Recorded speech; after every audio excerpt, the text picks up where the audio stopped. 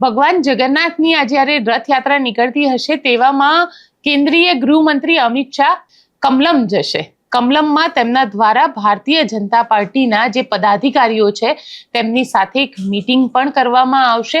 આ છેલ્લા 6 મહિનાની અંદર અમિત શાહ બીજી વાર કમલમ જશે અને કમલમમાં જેટલા પણ ભારતીય જનતા પાર્ટીના સંગઠનના પદાધિકારીઓ છે તેમની સાથે મીટિંગનું આયોજન કરવામાં આવ્યું છે. કારણ કે ગુજરાતની અંદર ભારતીય જનતા પાર્ટીને સત્તામાં રહે 30 વર્ષથી વધારેનો સમય થઈ ચૂક્યો છે.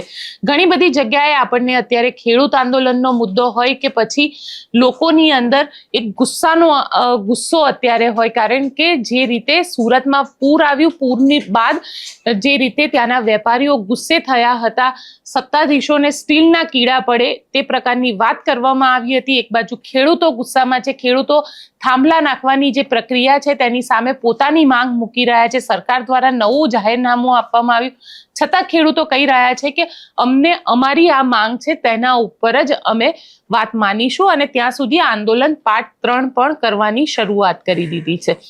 ગુજરાતમાં ધીરે ધીરે એન્ટી ઇન્કમ્બન્સીનો દોર જે છે તે પણ વધી રહ્યો છે. ક્યાંક સત્તાની વિરુદ્ધમાં લોકોની અંદરની નારાજગી છે તે અત્યારે જોવા મળી રહી છે અને આ સત્તા સામેની નારાજગીને કઈ રીતે દૂર કરી શકાય તેને લઈને હવે ભારતીય જનતા પાર્ટી પણ એક્શન પ્લાન બનાવી રહ્યું છે. કારણ કે 2027ની ચૂંટણીને હવે માત્ર 1.5 વર્ષનો સમય રહી ચૂક્યો છે.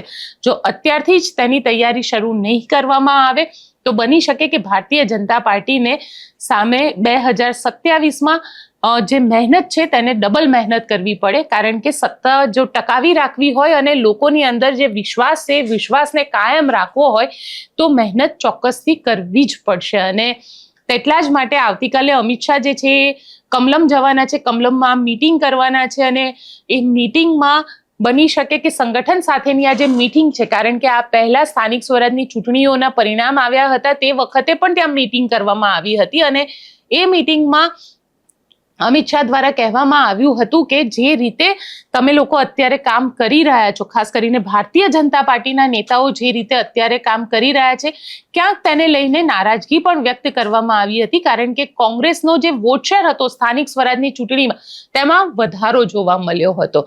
એક તરફ ભારતીય જનતા પાર્ટી જે છે પોતાના, કારણ કે ધારાસભ્યોની જો વાત કરવામાં આવે તો કોંગ્રેસના ધારાસભ્યોની સંખ્યા ઘટતી જઈ રહી છે, છતાં તેમના વોટ શેરની અંદર સ્થાનિક સ્વરાજની જે ચૂંટણીઓ થઈ 10,000થી વધારે ચૂંટણી જે સીટો ઉપર આ ચૂંટણી થઈ તેની અંદર કોંગ્રેસના વોટ શેરમાં વધારો થયો હતો.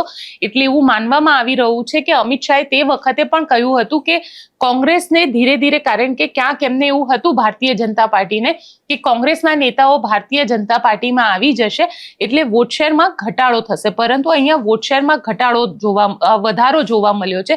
અને જો આ જ વધારો 2027માં જોવા મળે તો તેની અસર ગુજરાતની લગભગ 40થી વધારે સીટ ઉપર થઈ શકે છે અને કોંગ્રેસ જે છે એ એક મજબૂત વિપક્ષ તરીકે સામે પણ આવી શકે છે. તેવામાં અમિત શાહ હવે આ મીટિંગ કરી રહ્યા છે. કારણ કે સંગઠન અત્યારે ગુજરાતની વાત કરવામાં આવે તો ગુજરાતમાં સંગઠન હોય કે સરકાર હોય બધી જ જવાબદારી અમિત શાહના સિરે છે અને અમિત શાહ અત્યારે ખૂબ એક્ટિવ ભૂમિકામાં છે. અમિત શાહ ઈચ્છે તે નેતાને અત્યારે સત્તાના શિખર પર બેસાડી શકે અને અમિત શાહ ઈચ્છે તે વ્યક્તિને સત્તાથી ઉતારી પણ શકે છે. એટલે અમિત શાહ અત્યારે જેટલા પાવરમાં છે તેની સામે ક્યાંક ભારતીય જનતા પાર્ટીની જે એન્ટી ઇન્કમ્બન્સી છે, એટલે કે 30 વર્ષનું જે શાસન છે અને તેની સામે જે ગુસ્સો છે તે ગુસ્સો કઈ રીતે શાંત કરવો, ઓછો કરવો તેને લઈને હવે એક વ્યૂહરચના અહીંયા આગળ ભારતીય જનતા પાર્ટી બનાવવા જઈ રહી છે. આવતીકાલે અમિત શાહ કમલમમાં મીટિંગ કરશે અને એ મીટિંગ બાદ ત્યાં આગળ જે રણનીતિ બનશે તે રણનીતિની પણ આપણે ચર્ચા કરીશું.